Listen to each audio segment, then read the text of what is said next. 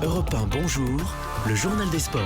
Samuel Etienne. 6h11, juste après le journal d'Hélène Zélani, on retrouve Jérôme Lacroix pour toute l'actualité sportive. Comment ça va, Jérôme ? Ça va très bien, vous. Bonjour à tous. Mieux que les Parisiens. L'élimination des footballeurs parisiens à l'issue d'un scénario catastrophe hier soir en Ligue des Champions et ne restera sans doute pas, Jérôme, sans conséquence. Ce matin, c'est tout le projet, toute la feuille de route des propriétaires qataris qui est remise en cause. L'objectif cette saison était d'atteindre au moins les demi-finales de cette grande Coupe d'Europe. Après 4 éliminations, ces 4 dernières années en quart. Alors cette saison, ça s'arrête en 8e. Et de quelle manière ? Défaite 6-1 hier soir à Barcelone en match retour.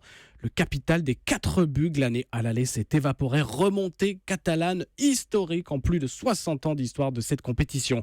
Faillite collective totale, paroxysme dans les derniers instants hier soir, avec 3 buts encaissés en 7 minutes, dont le dernier à la 95e. Et la colère froide après coup du président Nasser Al-Khelaifi. C'est cauchemar. C'est un cauchemar pour tout le monde. Mais on ne va pas chercher l'excuse. On n'a pas joué. Vraiment, on a joué très mal le premier mi-temps spécialement. 3 semaines, on a fait un grand match, 4-0.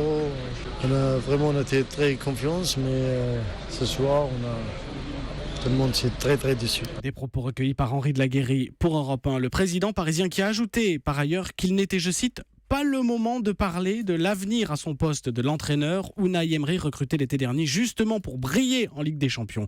Ce matin, la presse espagnole se réjouit. Les joueurs qualifiés de héros, le plus merveilleux exploit du Barça. Peut-on aussi lire notamment du côté du Mundo Deportivo. Les Monégasques sont désormais les porte-drapeaux de la Ligue 1 en Ligue des Champions. 8e retour mercredi prochain en Principauté. Il faudra une victoire par 2 buts d'écart minimum après une défaite 5-3 à Manchester City. Et puis dans quelques minutes, dans la revue de presse, on reviendra sur ce match parce que vos journaux ce matin ont des mots très durs sur ce match inqualifiable. C'est notamment la une de l'équipe. Jérôme, le mot sport du jour. Jaune comme la couleur du maillot qu'aura sur les épaules ce matin le cycliste français Julien Alaphilippe, leader du Paris-Nice à l'aube de la 5e étape aujourd'hui. Alaphilippe, 24 ans, grand espoir du cyclisme tricolore, s'est approprié hier la tunique tant convoitée à l'issue de la 4e étape, un contre-la-montre à l'arrivée au Montbruyes dans le Rhône, qu'il a remporté en patron, vraiment, reléguant par exemple l'Espagnol Alberto Contador à 19 secondes. Julien Alaphilippe en était encore tout essoufflé.